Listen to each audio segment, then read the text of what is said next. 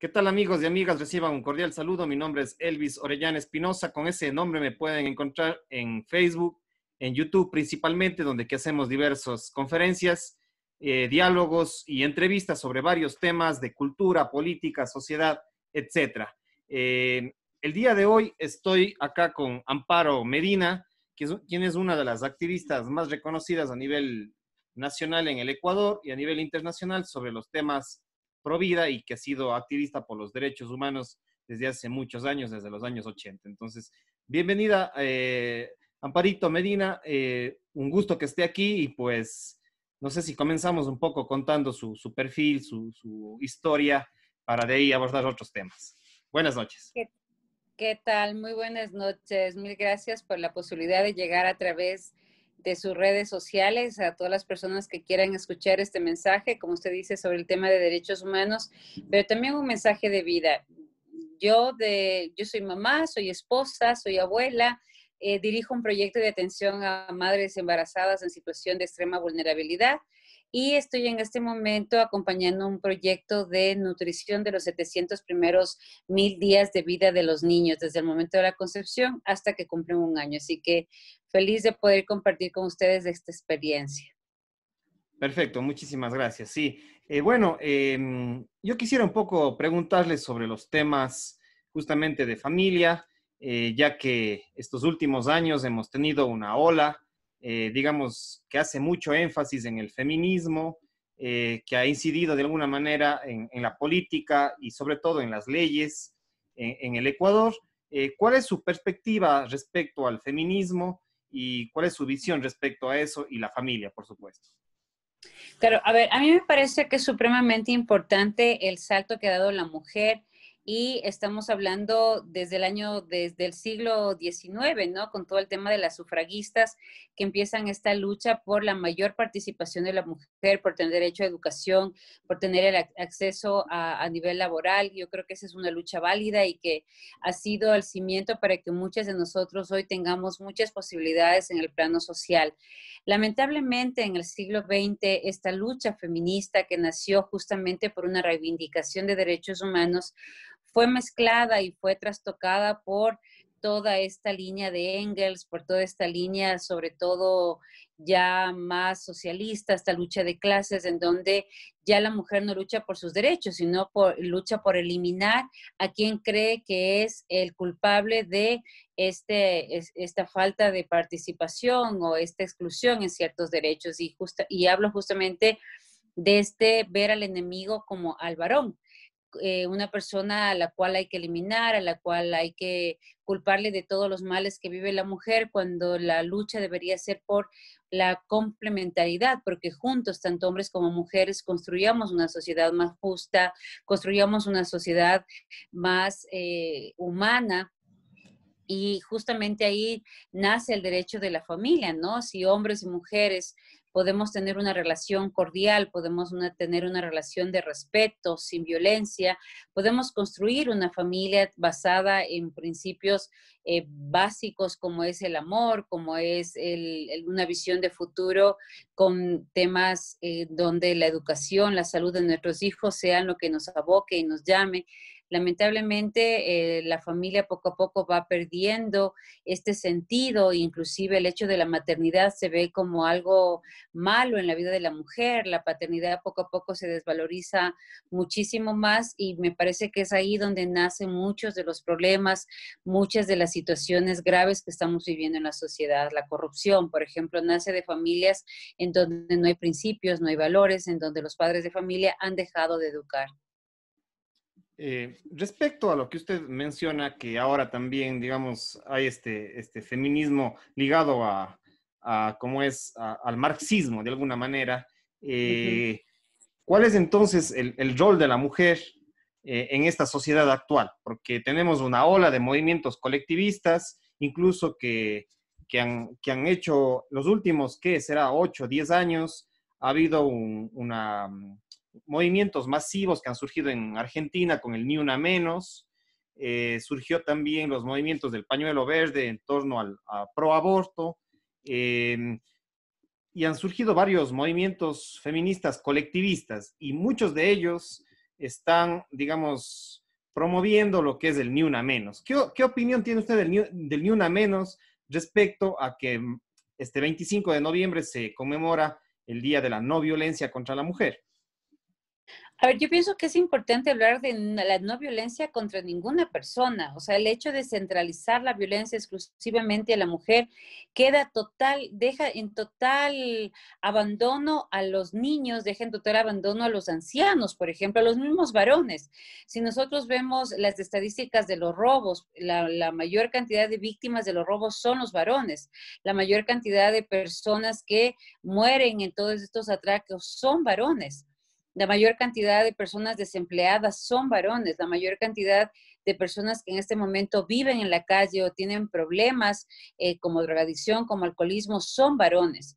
Entonces yo creo que es importante hablar de eliminar la violencia intrafamiliar. Si nosotros nos centramos en una sola persona del grupo social o de la composición social, siempre vamos a excluir a alguien. Entonces yo pienso que es importante de empezar a hablar de eliminar la violencia intrafamiliar, que va a ser la base para eliminar la violencia social, para eliminar la violencia sexual, para eliminar la violencia laboral. Entonces, me parece que es importante y claro que es verdad que hay mujeres que son maltratadas, que son violentadas. Justamente en nuestro proyecto, el día viernes, hemos perdido a una de las mamás que estaba siendo acompañada en el proyecto justamente por un tema de violencia intrafamiliar, estaba embarazada.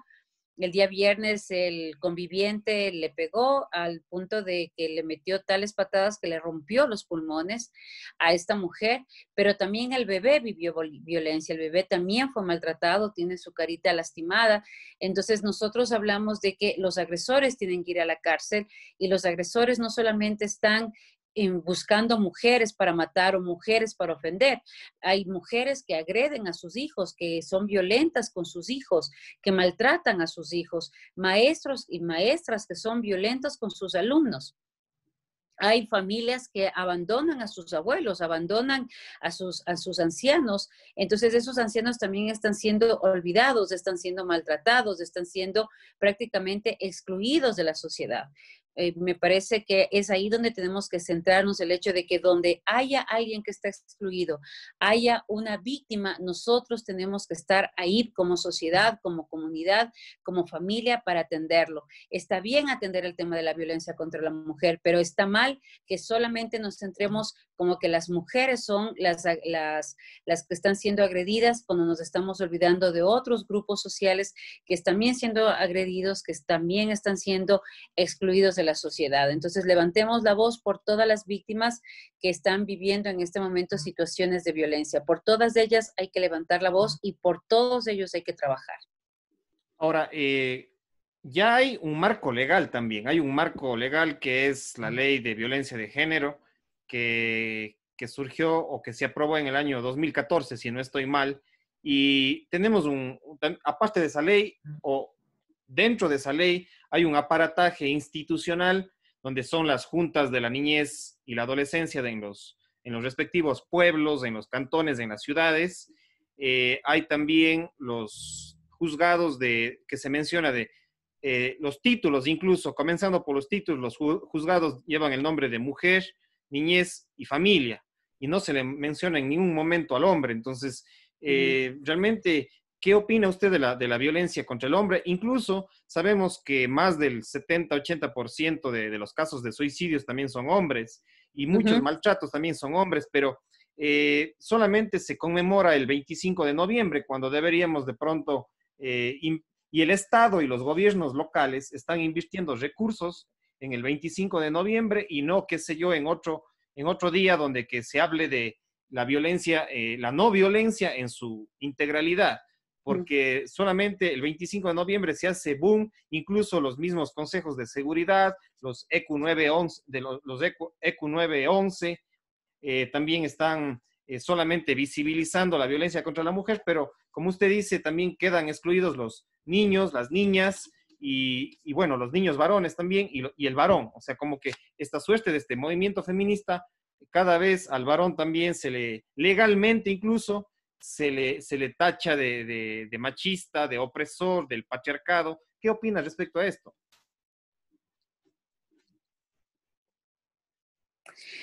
Que las mujeres están vendiendo en este momento un producto y este producto tiene como objetivo el llenar las arcas de estas ONGs feministas y no solamente les interesa el tema de el tener un enemigo al cual vencer, al cual eliminar, que en este caso son los varones, sino también llevar adelante el aborto. Entonces no nos damos cuenta que por un lado hablamos de la violencia contra la mujer, cuando no nos damos cuenta que el aborto también es una violencia, que la exclusión del varón también es una violencia.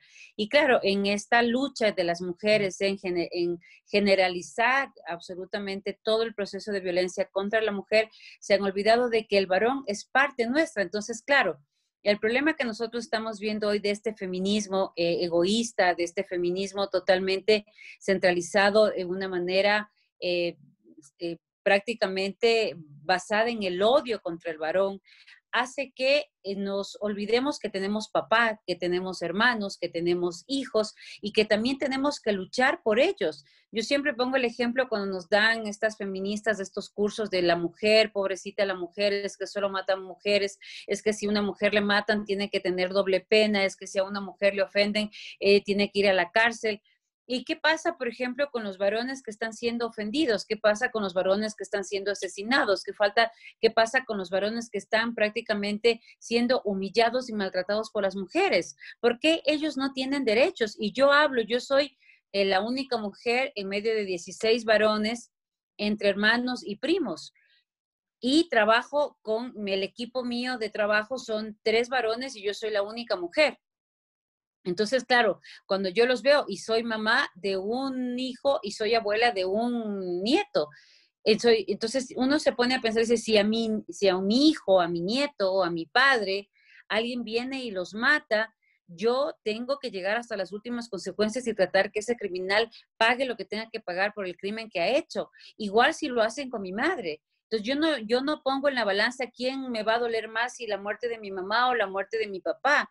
Los dos tienen un valor totalmente profundo en mi corazón y yo tengo que defender el derecho de los dos, de mi mamá y de mi papá. Y los amo a los dos de la misma forma y de la misma manera. Entonces, cuando yo hablo de los demás y hablo de los otros y no me estoy dando cuenta que en mi corazón, en mi vida, en mi hacer, en mi vida laboral, en mi vida social, hay hombres a los que amo, a los que quiero y a los que estoy dispuesta a defender porque son parte de mi vida. Entonces, ya ahí caigo en la cuenta que estas leyes tienen un error gravísimo y es justamente la de dividir la sociedad, la de excluir a una parte de la sociedad, pero lo más grave de todo esto es de invisibilizar a esa parte de la sociedad, porque ya no solamente son los enemigos, ya no solamente son los malos, sino que si les pasa algo ya no importa. Ya no importa si te matan, ya no importa si te asaltan, ya no importa si te pegan, ya no importa si eres humillado, ya no importa si te quitan los derechos como papá. Hoy, ¿cuántos padres de familia levantan la voz porque las mamás ni siquiera les dejan ver a sus hijos, no les dejan compartir el desarrollo y el crecimiento de los hijos? Lo único que les interesa es que les depositen el dinero en la cuenta y no les permiten que sus hijos participen del amor y de la educación que aporta el papá. Entonces aquí lo que tenemos que empezar es a transformar leyes en donde nos veamos como seres complementarios. El hombre y la mujer no somos enemigos. El hombre y la mujer somos seres complementarios. Mis debilidades son sus fortalezas y sus debilidades son mis fortalezas. Entonces yo tengo que aprender a ver esta sociedad desde de una sociedad en conjunto. Somos una comunidad y tenemos que empezar a construir en comunidad. De estos derechos individuales han matado y están matando los derechos universales. Entonces ahora hablamos de los derechos de los niños, los derechos de las mujeres, los derechos de los jóvenes, los derechos de los perros, los derechos de la naturaleza y todo el mundo. Hay tantos derechos individuales que a la hora de la hora hemos dejado de vernos como comunidad, hemos dejado de vernos como sociedad, hemos dejado de vernos como hermanos. Y aquí el punto está en que hay agresores hombres y mujeres, hay violentos hombres y mujeres. Y a esos seres violentos, a esos seres agresivos, es importante darles el castigo que se merecen en función del daño que hayan causado. Hace poco circulaba el video de una pareja de asaltantes que entraba a los restaurantes con una pistola. Si ustedes se dan cuenta en el video, la más agresiva, la más violenta, la más peligrosa era la mujer, porque de una otra manera los dos son criminales, los dos eran asaltantes, los dos estaban con un arma de fuego, pero el varón no pegaba, no insultaba, no jaloneaba ni nada, era la mujer la que se presentaba una actitud totalmente agresiva, perversa. Entonces, ¿qué vamos a hacer ahí? Por ser mujer le vamos a dar menos años de prisión que al otro por ser varón, o los dos se merecen estar en la cárcel y los dos se merecen pagar por sus actos criminales y además, yo digo, cuando en uno de los videos se ve como una mamá defiende a su hijo, a su hijo y se da de trompones contra la agresora, contra la asaltante que estaba armada. Uno ve ahí como el varón más bien estaba intimidado, tirado en el piso, escondido, y era la mujer la que salió a defender a su hijo, y era otra mujer la que le estaba pegando, la que le dio un cachazo en la cabeza, la que le rompió la cabeza, la que le jaloneó.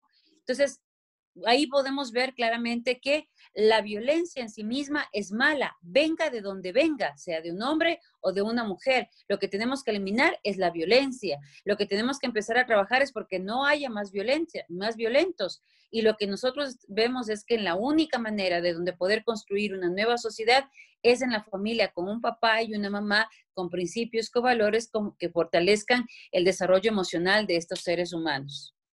Ahora, respecto a los temas del feminismo también, y justamente de estos temas también de violencia, usted que tiene, digamos, un activismo respecto a lo pro vida, muchas de las feministas en los medios de comunicación, en los debates, han tachado a los grupos pro vida de ser ultraderecha, de ser ultracatólicos, de ser ultraconservadores, y de estar, digamos, de acuerdo a las grandes oligarquías y principalmente a la Iglesia Católica, porque recién vimos, no me acuerdo si es en Chile o en algún otro lugar, que se queman incluso iglesias, digamos, justificando o argumentando que es válido quemar una iglesia católica, me parece, que la Iglesia Católica durante tantos años de alguna manera ha sido antiderechos humanos y se han ido en contra de la Iglesia Católica.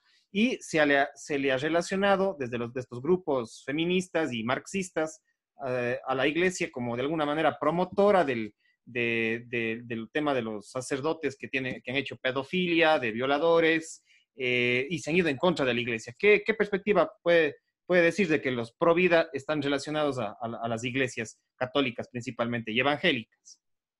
A ver, existe solamente el derecho a la vida, no existe el derecho a matar. Si uno mira la Declaración de los Derechos Humanos, si uno mira los proyectos de tinte humanista, si uno ve los manuales humanistas, por decirle algo, nunca existe el derecho a matar. No existe el derecho a matar, existe solamente el derecho a vivir. Y el momento que una persona hable de que una madre es capaz de matar a su hijo y que es un derecho matar a su hijo, realmente lo que estamos viendo es una persona inhumana, ¿no? Estamos deshumanizando a la sociedad, estamos deshumanizando a las mujeres, estamos deshumanizando a los padres de familia. Entonces yo creo que es importante tomar en cuenta que esto no es un privilegio ni de católicos, ni de cristianos, ni de ateos, porque yo puedo ser atea y puedo ser pro vida, si yo puedo ser cristiano y puedo ser pro vida, puedo ser musulmán y puedo ser pro vida, si puedo ser judío y puedo ser pro vida, porque aquí de lo que se trata es de defender la vida de un ser humano. Y mientras más pequeño y más inocente sea una persona, es más importante defenderla. Si yo veo que una mamá está con un cuchillo cortándole al bebé en pedazos en la calle, yo no puedo decir, es que como yo soy católica le voy a defender. Yo estoy segura que todos los seres humanos que vean a una mamá con un cuchillo apuñalando, cortando al bebé de pedazos en medio de un parque, todo el mundo no le va a preguntar a otra persona, ¿usted es católico? ¿Usted es ateo? No, todos vamos a defender al bebé, absolutamente todos. Vamos a evitar que esa mamá cometa un crimen. Y eso es lo que estamos haciendo los Provida, evitando que las madres de familia maten a sus propios hijos en sus vientres, y eso es una carga emocional, es una carga inclusive en su conciencia que les va a pesar toda la vida. Toda persona que ha matado a otra persona siempre va a cargar ese dolor de haber eliminado a otro ser humano. Tanto así que los soldados, cuando vienen de la guerra, luego de haber matado a otras personas, tienen que tener atención psiquiátrica, atención psicológica, y de hecho muchos de ellos quedan con daños emocionales, psicológicos irreversibles. Entonces, siempre matar a otra persona, matar, asesinar a un ser humano inocente, siempre va a dejar daños. Y eso no es patrimonio ni de cristianos, ni de católicos, ni de musulmanes, ni de judíos. Eso es un patrimonio de todos los seres humanos. Tenemos que aprender a ser humanos y defender la vida de una persona que está siendo asesinada, que es pequeño, que es inocente. No se trata solamente de que si tengo o no tengo una afiliación política o si tengo una afiliación religiosa. Se trata de que soy un ser humano que está para defender a otro ser humano.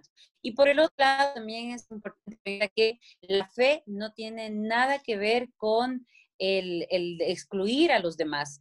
Todos tenemos derecho a la libertad religiosa. De hecho, se reconoce la libertad religiosa y los católicos, como todos los cristianos, pagamos impuestos, trabajamos por construir este país y por lo tanto, como cualquier otro ser humano, como cualquier otro ciudadano, tenemos derecho a opinar, tenemos derecho a hablar, tenemos derecho a participar, porque el gobierno no nos puede decir a los cristianos, a los católicos, a los musulmanes o a los judíos que solamente les interesan nuestros impuestos, pero no les interesa que participemos.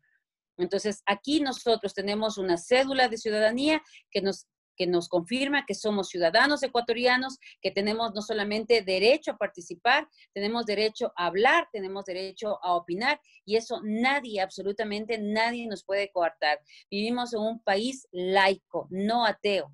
Entonces, eso es otra cosa que hay que diferenciar, ¿no? Justamente un Estado laico es aquel que permite la profesión de fe, el hecho de que existan diferentes tipos de religiones y la gente tenga derecho a profesar esa fe en libertad, como ellos quieran, sin que ni el Estado le obligue, ni que nadie le obligue a participar, obviamente, de esa fe. Nadie le está obligando a una persona a ser católica. El Estado no le obliga a una persona a ser católica, como no le obliga a ser atea.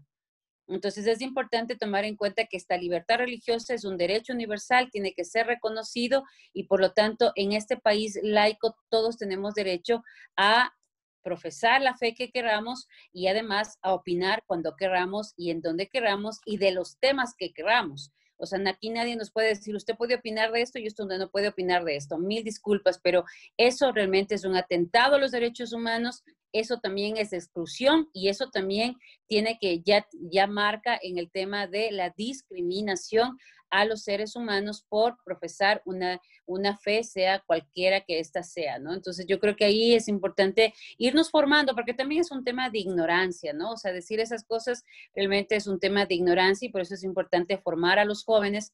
Lamentablemente se han tomado las universidades, se han tomado la academia, se han tomado los medios de comunicación, todo este tipo de ideologías y muchos de los profesionales piensan que este tipo de exclusión, este tipo de discriminación a las personas que profesan un tipo de fe es normal, cuando realmente no es nada normal y es atentatorio a los derechos humanos de los otros ciudadanos que, al igual que los demás, trabajamos, pagamos impuestos y tenemos derecho a opinar en lo que queramos.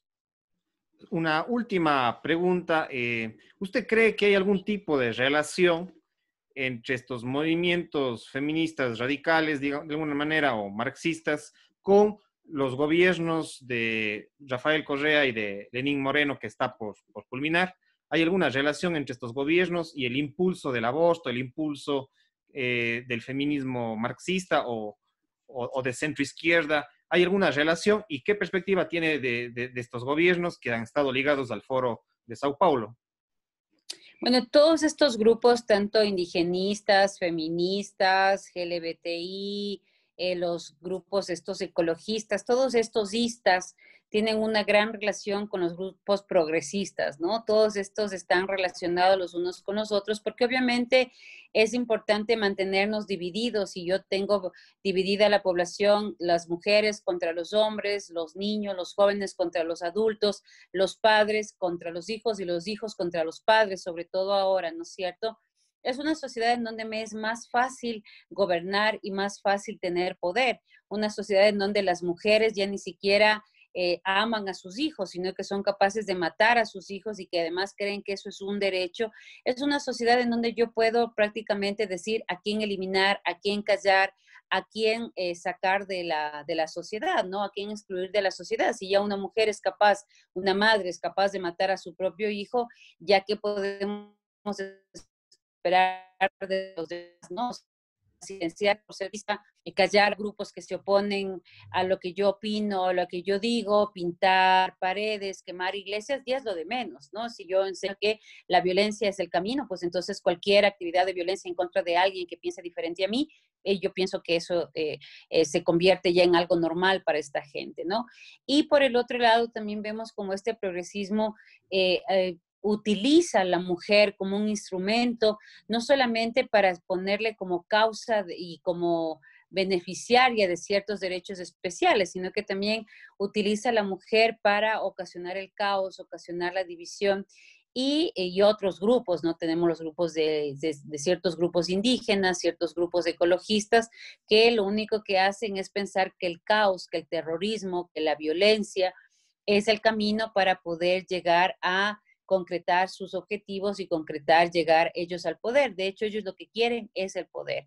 Entonces, yo no diría que solamente aquí en el país estamos viendo esto que está sucediendo en Panamá, en Chile, en Argentina, y es la misma receta que se está aplicando en muchos de nuestros países, en España también lo estamos viendo, ahora con el tema de Biden en Estados Unidos, la receta es la misma, ¿no? El tema de elecciones y que se va la luz y que desaparecen los conteos, el tema este de las iglesias quemando mujeres porque dicen que no les han dado el aborto, entonces como no les han dado el aborto, salen a la calle, queman iglesias, pintan paredes, lo acabamos de ver ahora, de hecho, María Paula Romo, una de las líderes abortistas más fuertes que ha tenido el país ahora, que ahora acaba de ser destituida en la Asamblea Nacional, vemos como ella permitió que una noche destruyan el centro histórico y con nuestra plata y con nuestros impuestos al siguiente día ella misma hizo que pinten y que arreglen para que no queden tan mal sus compañeritas feministas, ¿no? Entonces vemos que el objetivo principal del progresismo es generar el terror,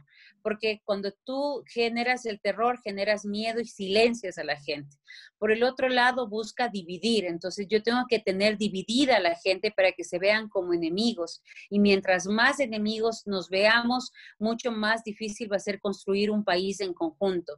Y finalmente, algo que es clave y que para ellos se ha convertido en el arma mortal es que ya no tenemos medios de comunicación. Lamentablemente, todos los medios se han convertido en medios de difusión de su ideología, dicen lo que ellos quieren que escuchemos, difunden lo que ellos quieren que nosotros creamos y sobre todo crean imágenes, crean ídolos a los cuales nosotros tenemos que seguir y pensamos que esa es la única manera de poder salvar el país y no nos damos cuenta que si nosotros no trabajamos en nuestra familia, en nuestras comunidades, en nuestra sociedad, no va a haber un solo político que venga a salvar la patria. No existen salvadores de la patria. Existen políticos que quieren hacer el mayor bien posible o que terminen haciendo el mayor mal que pueden. Entonces yo no puedo esperar que el político salve la patria o que el político salve mi familia, que el político salve mi empresa, que el político salve mi comunidad. Los únicos que podemos hacer eso somos nosotros, trabajando en el día a día, construyendo familias fuertes, trabajando muchísimo para una mejora de la calidad educativa, impulsando procesos de salud mucho más comunitarios y mucho más asequibles, generando economías mucho más solidarias, en una economía mucho más cercana al sitio en donde yo estoy. Entonces yo creo que esa es la solución. No esperemos que nadie nos venga a salvar. Construyamos nosotros el país que queremos desde nuestras familias, desde nuestro puesto de trabajo, desde nuestra comunidad, desde nuestra sociedad. Esa es nuestra responsabilidad y dejemos de creerles a toda esta tarea de corruptos, a todos estos políticos que nos engañen con el cuento de los derechos de las mujeres, los derechos LGBTI, los derechos de género, que no son nada más que falacias y mentiras y engaños que lo que hacen es perpetuar la violencia y perpetuar la corrupción. Muchísimas gracias, Amparito. Ha sido un gusto en honor a su tiempo, ya que ha estado en otras actividades. Agradecerle y no sé si en 30 segundos o un minuto máximo, de pronto algún tema que quedó pendiente y que usted quiere decir ya en un sentido de cierre y de despedida. Yo creo que es importante llamar a las mujeres para que podamos construir un nuevo feminismo, un feminismo donde los hombres sean nuestros compañeros y sean parte de nuestra vida, en donde no tengamos que pelearnos absolutamente con nadie y no esperemos que las leyes nos den solucionando nuestra vida. Podemos construir una sociedad en donde tanto mujeres como hombres, tomados de la mano, podemos construir una sociedad diferente, que no le tengamos miedo a la paternidad ni a la maternidad, que podamos esperar esa llegada de ese hijo con amor, con esperanza, sin necesidad de mancharnos las manos de sangre con la matanza de nuestros hijos, que podamos construir una sociedad en donde los hijos sean la fuente de felicidad y en donde podamos mirar a nuestros abuelos y a nuestros padres con el cuidado y la reciprocidad y la gratitud que ellos se merecen, sin excluir absolutamente a nadie. Que en estas elecciones les preguntemos a los políticos exactamente qué es lo que ellos creen de la familia, qué es lo que ellos piensan con referencia al derecho a la vida, y que a todos aquellos que piensen que la muerte, que la exclusión, que la discriminación es el camino, los eliminemos de toda la vida política. Ni el aborto, ni la ideología de género, ni el atentado contra ningún otro ser humano, como la vida de un niño por nacer, ninguno de esos se conviertan en realidades en nuestro país. Que tengamos derecho a vida, derecho a la familia, derecho a la libertad religiosa. Muchísimas gracias. Ha sido Amparito Medina, activista pro familia, pro vida, en contra del feminismo radical, a favor de la libertad de culto, de la libertad de creencias, de la libertad política. Muchísimas gracias. Ha sido un gusto y pues me descargo este video y le estaré compartiendo a través de las redes sociales también. Pase bien y una buena noche. Muchísimas gracias. Buenas noches, mil gracias. Hasta luego, Elvis.